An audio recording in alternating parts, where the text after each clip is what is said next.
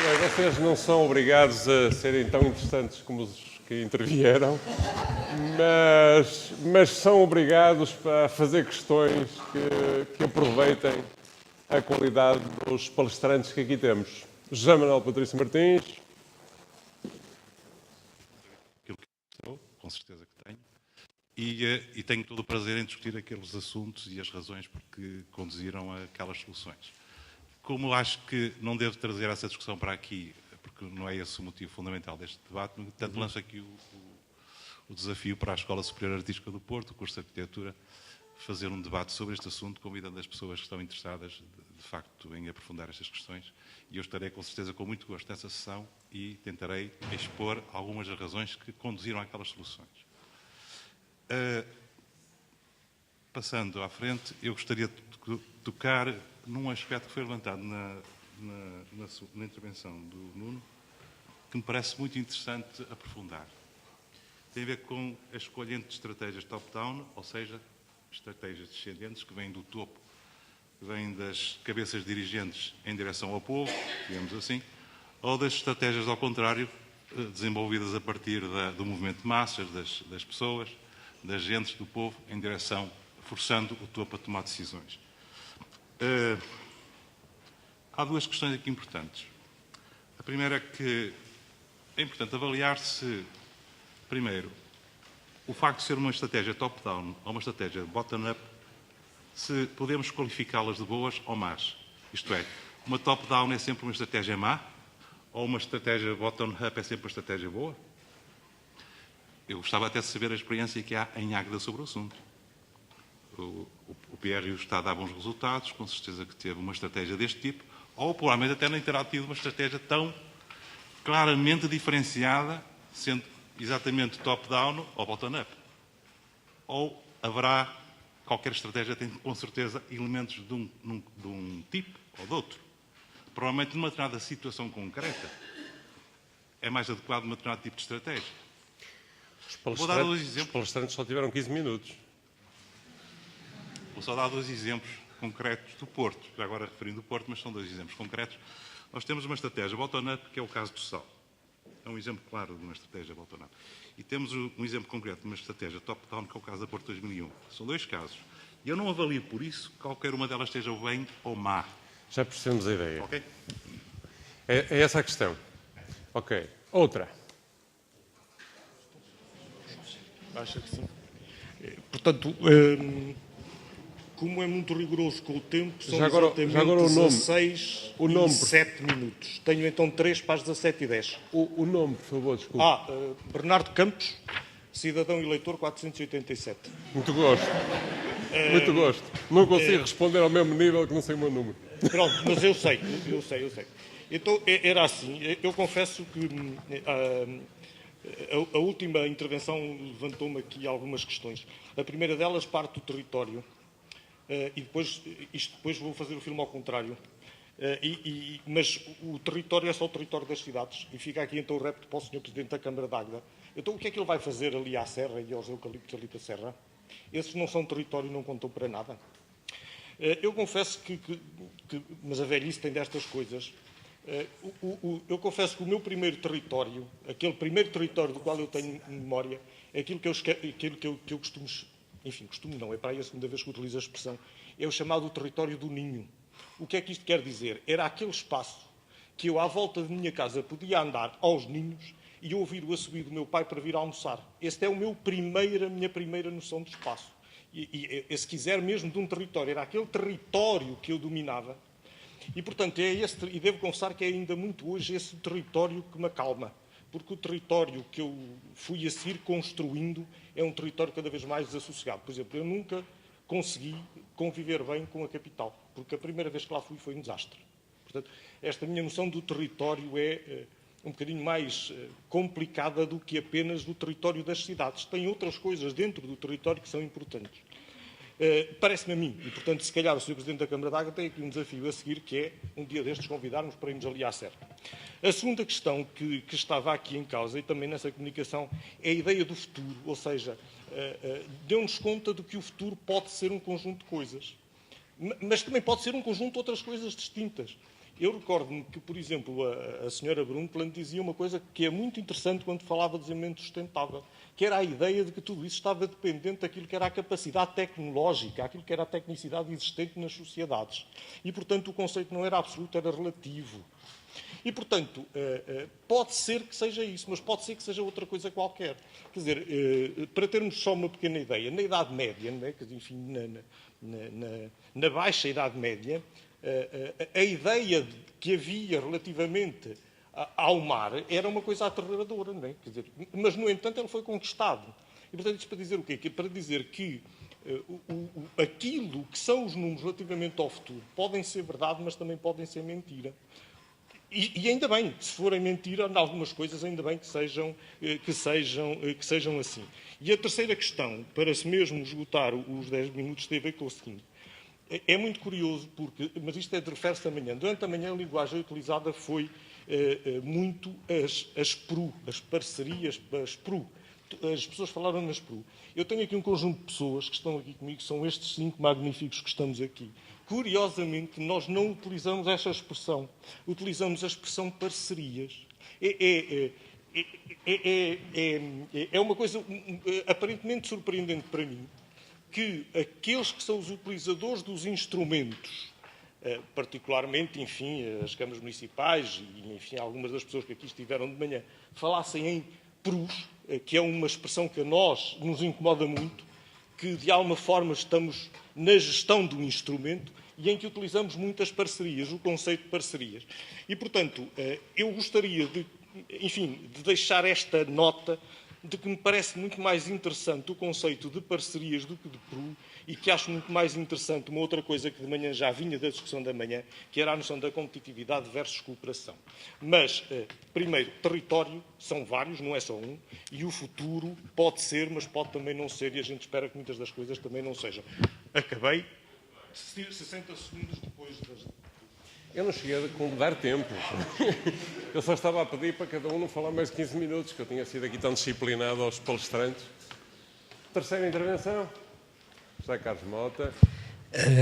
E a seguir passamos para aí, está bem? Vocês querem papel? Têm? Tudo bem. Pode. Boa tarde. Antes de mais, muitos parabéns à Câmara de Águeda pela magnífica iniciativa. Achei muito interessante as 3 intervenções. Suscitaram-me 2 questões. Uma, a propósito do arquiteto Nuno Grande, quando ele aborda os riscos das várias intervenções da regeneração urbana e desenvolve, explica de alguma forma o conceito da intervenção ou do exercício académico sobre a Cova da Moura. O que me pareceu interessante, mas ao mesmo tempo me levantou algumas dúvidas, foi como é que as competências mobilizadas pelos alunos naquele exercício foram, segundo as suas palavras, sobretudo o desenho e a maquete. E de alguma forma deu a entender que um dos aspectos fundamentais, que é o ir ao sítio, o ouvir as comunidades, o perceber os seus problemas, as suas necessidades, não esteve presente nesse exercício. O que de alguma forma contradiz, de alguma forma levanta as dúvidas sobre as intervenções que de alguma forma criticou no passado. E, portanto, sendo um exercício académico, parece-me que é muito importante que esta pedagogia do exercício interdisciplinar sobre o território introduza outras competências que os arquitetos também têm. E, portanto, a minha nota, porque eu percebo que isto, se calhar, tem uma explicação razoável, parecia-me que era interessante que eu poder ouvi-lo sobre isso. Mas achei muito interessante toda a sua intervenção e partilho de grande parte das suas reflexões e das suas críticas. Relativamente ao Carlos Martins, eu tinha também uma dúvida, que era a abordagem sobre a regeneração urbana, em que o foco naquilo que tem a ver com o potencial das atividades económicas e do papel das indústrias criativas e das atividades culturais, e depois ele abordou o tema dos clusters. Não é? Mas, mais uma vez aqui, pareceu-me que era importante que se tivesse chamado a atenção para a relação entre aquilo que são essas indústrias, ou aquilo que são esses potenciais das atividades criativas, na relação com as indústrias tradicionais. E no caso de Águeda, estou-me a lembrar da indústria ligada à iluminação, ao habitat, à mobilidade, e, portanto, o desafio é, para uma realidade destas, não era interessante era poder perceber como é que se ligam estas perspectivas, esses conceitos de criatividade, com aquilo que é o tecido económico forte e que, de alguma forma, ajudá-lo a desenvolver. E, portanto, eram essas 2 notas.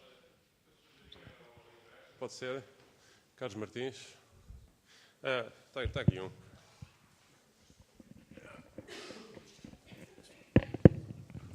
Sobre a primeira questão do território, eu deixava para o último orador destes 4 tecer comentários sobre isso, porque tudo que li e decorei mal foi ele que mencionou e preferia que fosse ele a comentar. Sobre a questão do futuro, eu não previ o futuro em nenhum momento da intervenção. Eu falei de coisas que são muito presentes, muitas delas. A transformação demográfica, embora o que falei é nesta tendência, o que é que vai acontecer em 2030 ou 2040, são ciclos de longo prazo, irreversíveis em alguns casos. Se nós hoje dissemos, será que na Europa é verdade ou não que daqui a 40 anos 65% ou não sei quantos por cento da população tem mais de 65 anos? É verdade, quer dizer, é futuro, mas é hoje perfeitamente previsível, porque há uma tendência, uma estrutural, se não houver nenhuma catástrofe na Europa, que isso vai acontecer assim. Portanto, o que estamos a falar de consumo de recursos, de questões demográficas, são presentes, embora tenham consequências maiores no futuro. Outra coisa que é absolutamente presente, e basta olhar para os jornais económicos, é perceber quais são as maiores empresas do mundo hoje. O que é que faz a Google? Que produto é que vende a Google? E porquê é que é a maior empresa do mundo, uma das maiores empresas do mundo? Não me faz pensar isto? Não mudou alguma coisa à nossa volta? Não é algo que no futuro será provavelmente mais assim ainda? Essa dimensão simbólica, apesar de tudo, o que nós consumimos todos a Google, pagamos pouquíssimo, e como é que ela ganha tanto dinheiro? E o que é que ela está a vender? Se não é mais do que símbolos, ideias, imagens e relações entre pessoas. Eu acho que isso não é uma previsão do futuro na mesma linha do medieval e do mar. São coisas muito presentes, é hoje que é assim. Eu estive recentemente numa feira em Austin, onde estavam 200 mil pessoas do mundo inteiro só a trocar cromos neste universo. E é a cidade, se calhar, das mais dinâmicas dos Estados Unidos, porque consegue ser um hub, uma cidade pequena, universitária, e consegue ser um hub de encontro deste tipo de práticas. Portanto, não estamos a falar de algo de futurologia, estamos a falar de como é que vivemos hoje no planeta, e basta sairmos e começarmos a cruzar-nos com outras pessoas, e sei pouco, houve quem saísse muito mais, e portanto estou a falar também de outros autores e de outras referências, e há conhecimento deste que começa a ser consolidado e solidificado, e vale a pena, pelo menos, estarmos atentos. Eu não estou a dizer que é melhor ou pior, são realidades, muitas delas factuais, que devemos considerar. Em relação ao que perguntavas da Carlos Mota, dou 2 exemplos, eu ia dar os exemplos a seguir, como é que penso que essas coisas podem funcionar. 2 exemplos específicos do caso de Guimarães. Foi anunciado ontem que a Semana da Crítica de Cannes, que é só uma das maiores programações, das mais interessantes e das mais relevantes programações de cinema do mundo, fecha com um filme produzido em Guimarães, que se chama 3x3D, um filme conceptual em 3 dimensões, uma coisa que é um filme, um tríptico de Jean-Luc Godard, de Peter Greenaway e do Edgar Pera.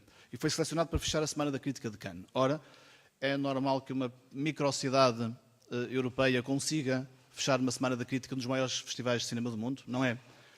Mas acontece porque foi exatamente, o filme tem 2 expressões daquilo que é o território. Por um lado, só foi possível apostar muito no cinema em Guimarães porque há um cineclube que é o maior do país e dos mais antigos do país e que tem produzido uma literacia sobre o cinema e sobre a fotografia como muito poucas cidades no país têm. Isso produz resultados a longo prazo, porque já há muitas pessoas que têm uma relação com o cinema, que foram estudar cinema, que foram produzir cinema. A produção é toda feita em Guimarães por pessoas de Guimarães. E é um filme que tem o Jean-Luc Godard, o Peter Greenaway e o Edgar Pera, como outros filmes tiveram o Corey Smaki ou o Victor Harris. E são filmes que estão a circular pelo mundo inteiro. Eu estive num dia destes, a semana passada, em Buenos Aires, e esgotou o filme produzido em Guimarães, em 3 sessões seguidas. Há aqui qualquer coisa de relevante, tem a ver com o território, não é com os recursos naturais ou industriais, tem a ver com aquilo que o território ao longo de muitos anos foi produzindo de capital simbólico, que acaba por ter este tipo de resultados. Isto é, pode ser uma indústria ou não, mas tem um valor que não seja mais promocional da cidade. Outro projeto que desenvolvemos, e para terminar, tem a ver exatamente com a dimensão industrial do território. No caso de Guimarães, têxtil. Muito pouco de confecção e vestuário, e mais textilar, e pouco moda, e pouco design, e mais produção industrial. Fizemos um concurso, lançamos um concurso de ideias com o British Council para jovens designers que quisessem produzir a sua primeira coleção na vida. E concorreram não sei quantos, e o vencedor tinha a possibilidade de apresentar a sua coleção, não no Portugal Fashion, mas na London Fashion Week. Ou seja, quando digo no Portugal Fashion, é no sentido de crítica, que é nós muitas vezes organizamos coisas entre nós e vamos fora, alugamos uma sala de um hotel e passamos que fomos relevantes internacionalmente. E vimos todos embora todos contentes, com os jornalistas que nos acompanharam, porque fizeram 2 notícias sobre aquilo. Essa é uma forma que nos ajudou a enganar-nos a nós próprios durante muitos anos sobre o nosso peso internacional. O peso internacional é quando estamos nos sítios certos a promover as coisas certas. Neste caso, foi um jovem designer português selecionado que esteve na London Fashion Week, esteve no programa oficial da London Fashion Week, que teve promoção no programa oficial. E que chegou cá com um grande problema. Recebeu muito mais encomendas que a sua capacidade de produção. Então foi à fábrica têxtil, onde tinha recebido ajuda para produzir a primeira coleção, e trouxe as encomendas e disse: eu agora gostava de que produzissem a minha marca. Eles disseram: não, nós só produzimos marcas para fora. Agora produzir a marca do miúdo? Não, nós continuamos a produzir para a Hugo Boss e para a Lacoste e para não sei o quê. Portanto, é mais seguro e dá-nos uma esperança em termos de continuidade de trabalho que o miúdo à partida não dava. E, portanto, há aqui ainda uma aprendizagem sobre isso. Ou seja, todos nós estamos de acordo com o princípio, mas a prática ainda não é exatamente assim. Há toda uma necessidade de rever modelos organizacionais para podermos aproveitar essa dimensão simbólica também. Portanto, não temos o assunto resolvido. Isto não é uma varinha mágica que tem tudo resolvido.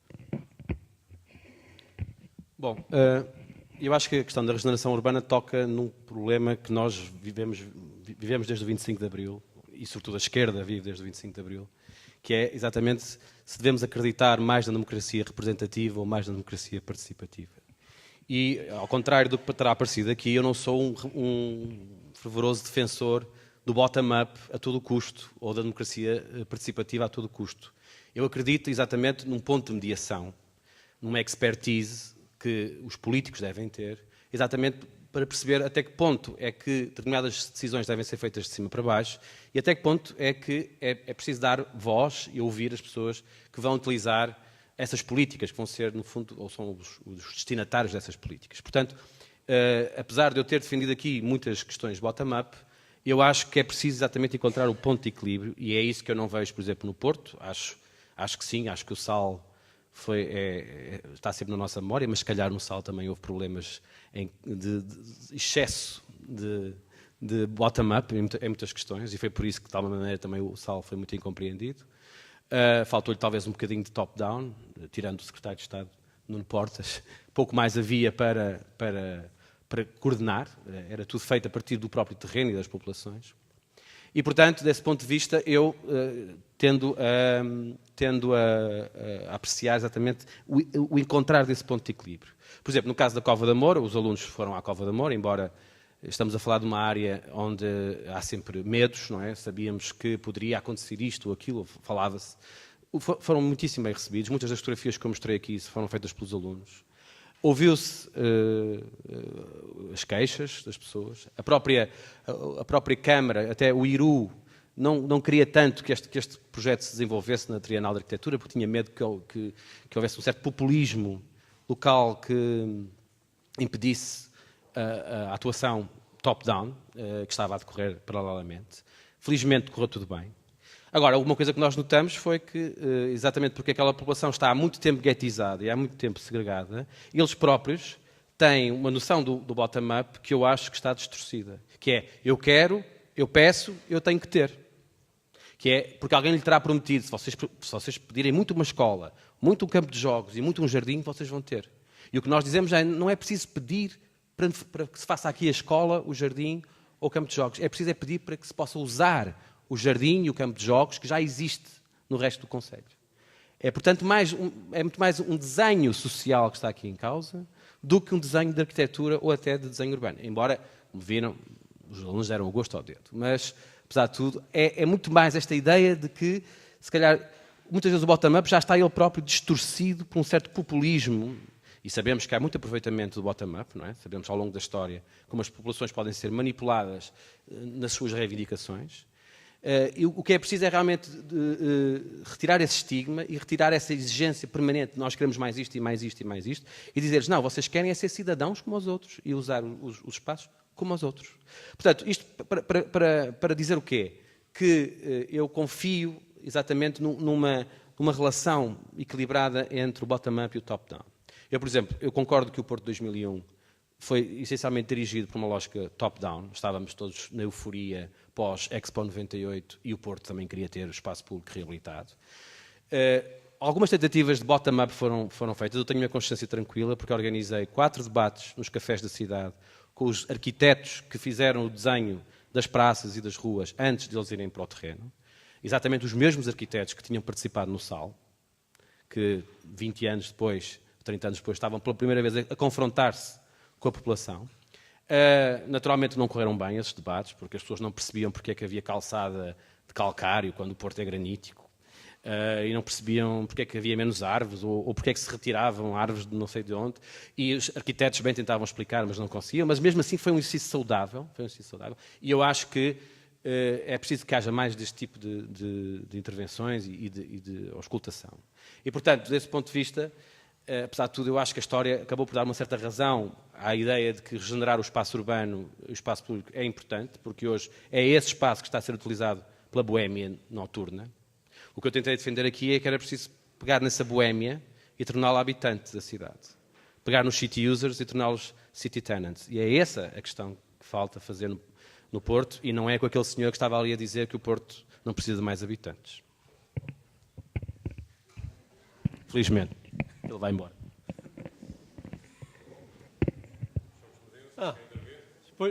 Eu ia fazer só um comentário, fundamentalmente para salientar e agradecer ao Sr. Arquiteto João Aires ter pensado neste painel, porque de facto a regeneração urbana aqui acabou por ser um pretexto para termos disparado em direções muito dispares, penso que como se viu pelas várias intervenções, e de facto mostrar aquilo que são aspectos relevantes do futuro e de como é que o futuro é de facto, por um lado, complexo e, por outro lado, aliciante. E de facto, sendo esta a plateia fundamentalmente jovem, eu acho que é uma sorte ser jovem agora em 2013. Primeiro porque se pode pensar com grande naturalidade sobre 2040 e o que é que vai acontecer nessa altura, e até 2050 e 60. Né? E por outro lado, porque o mundo do futuro é um mundo fascinante. Agora, há dificuldades no presente, mas isso vai mudar, como tem mudado ao longo da história, e o que é preciso é que cada um da vossa idade se prepare o melhor possível para tirar partido das coisas boas que aparecem e vão aparecer no futuro.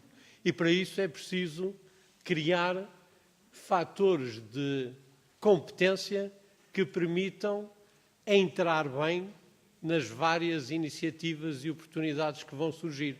E, portanto, cada um tem que ganhar a sua especificidade, tem que entrar nas redes que são importantes, tem que conhecer bem aquilo que são as realidades de outros países, portanto, sair daqui e ir lá por fora para depois estar cá outra vez. E se ganhar esses fatores de competência, pode ter certeza que a vida vale muito a pena ser vivida. Muito obrigado.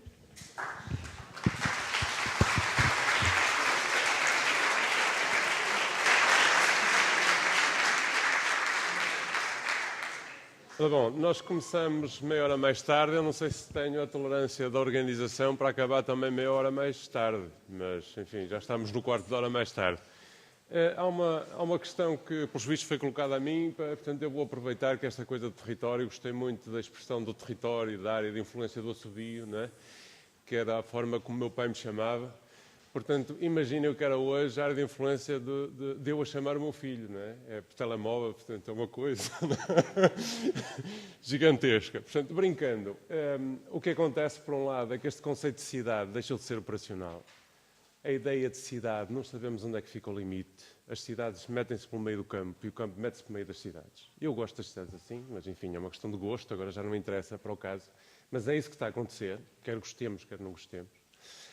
Por outro lado, nós somos cada vez mais cidadãos multiterritoriais, ou seja, nós pertencemos a vários lugares. Portanto, esta ideia do território contido, a minha aldeia ou a minha rua, é bom que continue a existir, mas existem muitos outros territórios que também são meus, não é? Eu moro ali, mas trabalho acolá, faço compra não sei aonde, sinto Paris como território meu, ela que está meu filho já agora, telemóvel. Portanto, digamos, a relação com o território é uma relação muito diferente da que era há 40 ou 50 anos. Última nota, tem a ver com atitudes, que eu acho que também passou aqui por este debate, independentemente de outras atitudes, mais do otimismo, da juventude e tal. Claro que é sempre vantagem ser jovem, pá, isso não há como dizê-lo, mas se calhar há melhores e piores alturas para ser jovem, é outra conversa. Ora bom, o que eu queria dizer a propósito de atitudes, e passo já a palavra para mais uma sessão, é que eu penso que olhar para o presente e tentar, digamos, colocar-nos no futuro, não numa lógica de previsão, mas a ver o que é que está a acontecer, depende sempre muito do nosso posicionamento. E alguns de nós, sobretudo os mais velhos, são mais nostálgicos, ou seja, têm mais reação à mudança. Outros, enfim, a gente chama pós-modernos, neo qualquer coisa, não sei o quê, a gente que acredita que um pontapé vai transformar completamente o mundo, não é? Depois, entre as duas coisas, há muitas gamas de bom senso e cada um terá a sua gama de bom senso. Mas acho que é importante, quando a gente se posiciona sobre as coisas, reconhecer o nosso posicionamento. Tal, o meu pai, enfim, sem estar a classificar ninguém, mas que muitas vezes nós trazemos imagens que são imagens da infância e tentamos repercuti-las no futuro. Não é a forma, normalmente, mais adequada nós nos posicionarmos perante a política e perante o território. Ora bom, tenho uma inscrição... Não, estou a abrir o debate. Eu também tenho depois uma, não? É rápido, eu sei que é rápido. João Edes. Aí passa? Então eu tenho uma pergunta. E depois peço mais duas, rapidamente. A pergunta que eu tenho é aqui para o seu professor engenheiro químico, que é a seguinte, e é um pouco também para o Dr. Carlos Martins, se quiser. Que é, digamos, nós estamos a falar da Águeda e é muito importante que a gente pense a Águeda, mas tem que pensar no contexto, já percebemos isto todos. E falou-se aqui da Europa 2020. E como repararam, nos grandes objetivos da Europa 2020 está crescimento. Crescimento inteligente, crescimento sustentável, crescimento, já não sei qual é o terceiro, crescimento outra coisa, inclusivo, exatamente, é a dimensão social. Ora, a pergunta é, e se não crescermos? Porque eu julgo que este é um cenário que vale a pena traçar, não é? Face àquilo que é a tendência, mais uma vez, não querendo ser bruxo, não estou a fazer futurismo, mas se estamos a colocar cenários, a Europa está a apostar tudo no crescimento, bom, mas o que está a acontecer é que não só Portugal está a crescer, como já a Alemanha parou, não é? Portanto, se para a Alemanha, o que é que vai crescer? Não é? Bangladesh não fica na Europa, não é? Nem Moçambique, portanto, esses é que estão a crescer, ok? Portanto, a pergunta é, se não cresce, que fazer? E eu acho que isso tem reflexos sobre a regeneração urbana e sobre as políticas urbanas. Se não temos gente para ocupar os edifícios, temos que fazer como fizeram nos Estados Unidos, deitar abaixo edifícios para fazer jardins, tirar edifícios habitacionais para fazer lares de terceira idade. Eu acho que era a altura de começarmos a pensar nisso. E lanço aqui a pergunta aos dois. Mas gostava que houvesse mais perguntas. Sim? O microfone. Espera aí, que eu querem registar.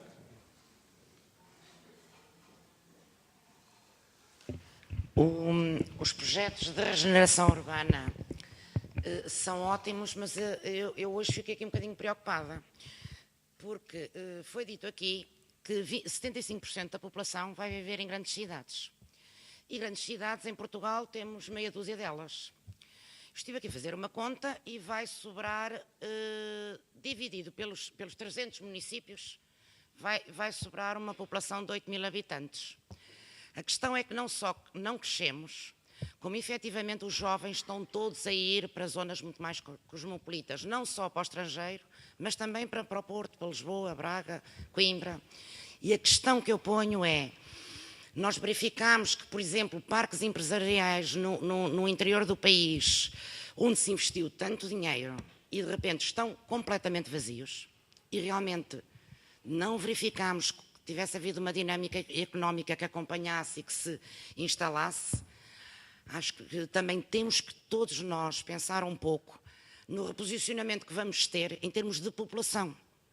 Por caso contrário, podemos correr o risco de estarmos todos com projetos interessantíssimos do ponto de vista teórico, e eu gostei muito da apresentação dos projetos que tivemos aqui, mas temos que fazer aqui um dimensionamento, que população é que vamos ter nestes aglomerados médios. As aldeias vão acabar, entre aspas, e os aglomerados médios, onde é que se querem posicionar? e qual é realmente a sua estratégia. Eu acho que a Águeda até está no caminho certo. Se calhar não é no desenvolvimento da pequena e média empresa que está o grande desenvolvimento, porque nós vamos à volta e elas estão a fechar. E se calhar temos aqui uma potencialidade a nível de cultura que eu acho que é inevitável. Mas os pequenos aglomerados, Vila da Feira, Águeda, etc., têm que fazer, pensar realmente nesta questão da população. Porque se não tiver população, não vale a pena fazer regeneração urbana e fazer um desenvolvimento na área cultural.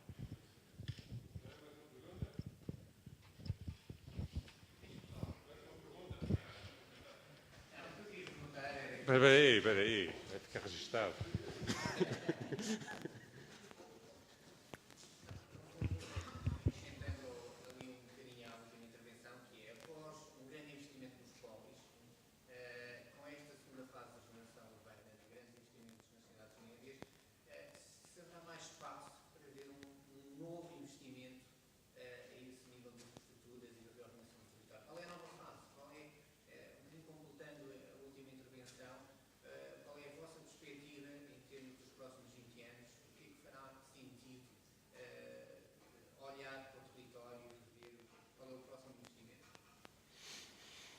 Muito bem, exercício de futurismo. Ora, para onde é que a gente começa? Vamos começar ao contrário agora. Sr. Professor, por favor. As questões são várias. Eu se calhar pego uma e depois os outros membros do painel pegam noutra. A questão da população, evidentemente, é um problema hoje em dia para todos os territórios e para todos os municípios. Penso que há algumas experiências de alguns municípios, mesmo cá em Portugal, que podem servir de modelo.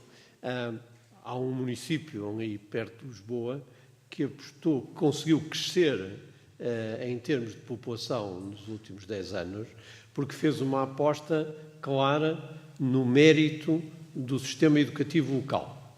E portanto, tornou-se num concelho que tem uma escola de referência a nível nacional no ensino básico e secundário. E isso fez com que tivesse havido mais pessoas viver para lá e depois constituíssem famílias que desenvolveram, etc., etc. E portanto, diferenciou-se de concelhos da região por causa disso. É o da Ruda dos Vinhos. E portanto, naturalmente, o crescimento é de poucos milhares, porque também a população inicial não era muito grande. Mas tem uma escola de referência, portanto, não é preciso sair dali para estudar bem. Um outro sítio que... Isto são exemplos muito pontuais e, portanto, não resolvem problemas mais gerais. Em Bragança, o Politécnico de Bragança tem permanentemente 1000 alunos estrangeiros a frequentar o Politécnico. Numa população estudantil que não chega a 10.000, devem ser 7.000 ou coisa que vai. E, portanto, tem alunos neste momento desde a Ásia, Brasil, América Latina, África, etc., etc. E o número é de 1000, o que significa que, de facto, Bragança mudou em muitos aspectos, porque tem esses 1000 residentes adicionais que vêm dos mais variados sítios do mundo. E, portanto, há coisas que se podem fazer que, se calhar, têm algum efeito no futuro.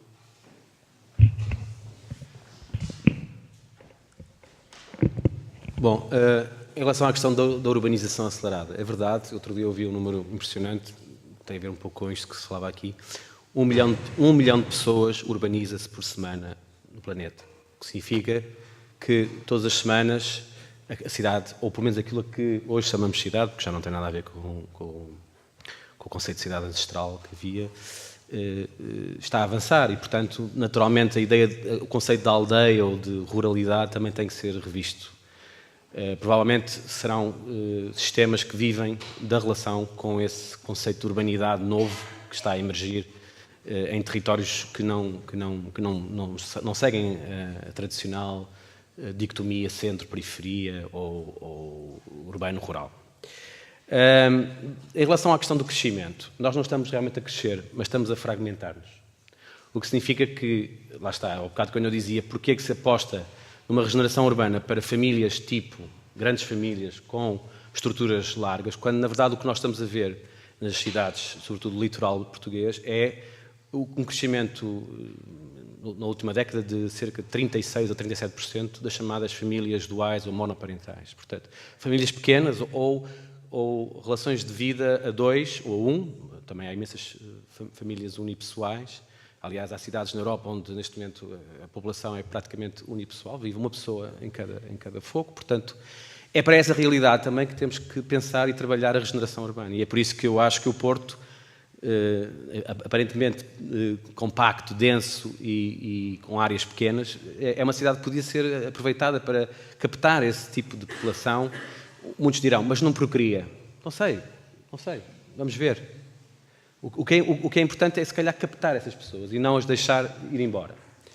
Depois, a questão da mobilidade entre países. Não é? Eu, há bocado, a Cova da Moura, eu mostrei aqui, não é por acaso, é porque realmente o rejuvenescimento da classe trabalhadora em Portugal foi feito à custa dos imigrantes. Não é? E há muitos imigrantes que também têm filhos e que os filhos querem ficar e ganharem nacionalidade portuguesa, e eu acho que se deve incentivar esta possibilidade de a população portuguesa também se rejuvenescer à custa do encontro com o outro, de outra cultura, de outra geografia. Portanto, eu acho que, por isso é que eu dizia que era importante que a Cova da Moura se sentisse cidadã da Amadora e não, mais uma vez, um gueto fechado, porque provavelmente ali está muita da mão de obra da região de Lisboa, ao nível, por exemplo, da construção civil. E, portanto, o que nós temos que olhar para o paradigma urbano e para o paradigma da família também. De outra forma, nós temos que perceber que, se calhar, é importante aumentar as taxas de natalidade, mas é uma opção pessoal de cada um. Não vamos obrigar as mulheres a terem 2, 3, 5 filhos. Não se pode obrigar isso. Temos que adaptar as cidades para um envelhecimento progressivo. É uma realidade. E, mais uma vez, esse envelhecimento tem que ser qualificado e, portanto, estou de acordo, não vamos guetizar também os idosos, vamos tentar integrá-los no tecido urbano. Portanto, temos que nos preparar para esse 2020 ou 2040 na perspectiva de não crescermos, na perspectiva de realmente as famílias serem cada vez mais fragmentadas e haver a possibilidade de cada vez mais jovens poderem habitar sozinhos, em parelha, em grupo, numa lógica associativa, cooperativa, não sei, como hoje acontece, por exemplo, nas lógicas de coworking, não é?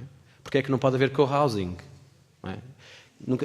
Já há, mas é uma tipologia bastante recente e sobre a qual não tem havido grande debate. O co-housing é algo que pode servir para pensar, ou até o co-housing ligado ao co-working, a lógica de trabalhar e viver no mesmo sítio em partilha de infraestruturas, não é? De cozinhas ou de lavandarias ou o que quer que seja, pode ser uma solução de povoar as nossas cidades. Isto não se discute, porque continuamos ainda com o paradigma de que estamos a trabalhar para a família portuguesa tipo, que já não existe. E eu não sou derrotista ou pessimista, é assim, foi uma opção de cada um, nós não quisemos ter mais filhos. Portanto, temos que saber viver com isso. Não é? Só uma nota sobre a dimensão económica, sobre o crescimento ou não crescimento. A economia todos os dias muda, e há fluxos, e há ciclos de crescimento e de perda, e portanto, não podemos dizer que para todo sempre não cresce mais ou para todo sempre continua a crescer. O que é importante perceber é como é que se declina as diferentes dimensões da economia. Nós temos basicamente 3 tipos de produção económica ou empresarial que suportam a criação de emprego e riqueza, que é, por um lado, os negócios de mais proximidade, que o supermercado, a mercearia, o barbeiro, que trabalham essencialmente para o consumo e para o mercado de proximidade e que têm a ver, basicamente, com a capacidade de consumo das populações ali à volta. E notamos que fecharam muitos destes negócios, o pequeno café, o restaurante, porque o consumo local diminuiu drasticamente. E, portanto, isso é um tipo de economia que cresce rapidamente, mas demora muito tempo a recuperar.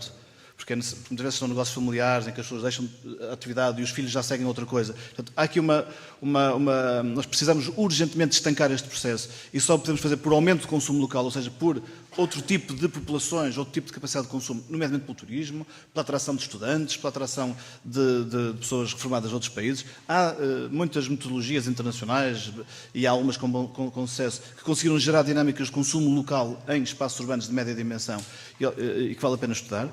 Temos um outro tipo que foi muito procurado em Portugal durante muitos anos, que é atrair investimento estrangeiro, as auto-Europas deste mundo, e que criam muito emprego em pouco tempo.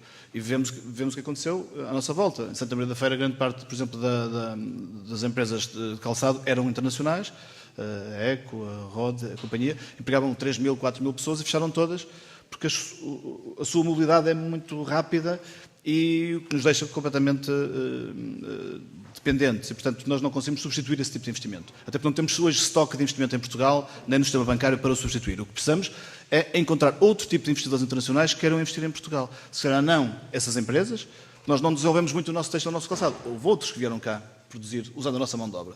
Mas ficaram competências cá, que podem ser retomadas para outro tipo de investimento internacional. Há cidades pequenas em Portugal que o souberam fazer, e até em sítios menos óbvios, no profundo Alentejo e no Alto Minho, houve pequenos territórios que conseguiram atrair investimento internacional nesta fase.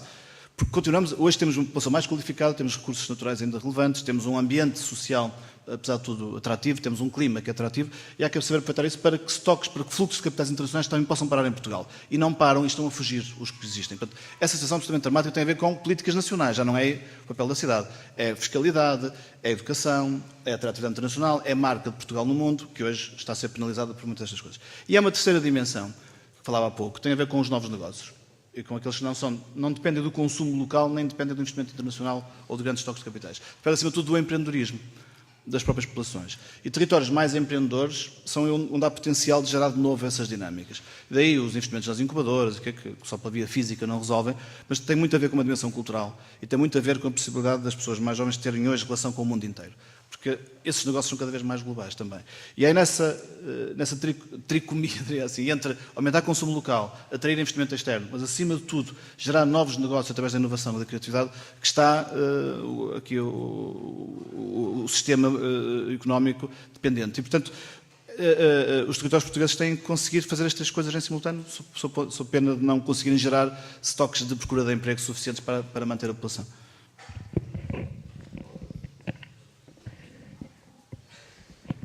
Chega aqui o microfone, só para me restar agradecer muito a atenção de todos e pedia para, enfim, se partilharem da minha opinião, para dar uma salva de palmas aqui aos magníficos palestrantes. Muito obrigado.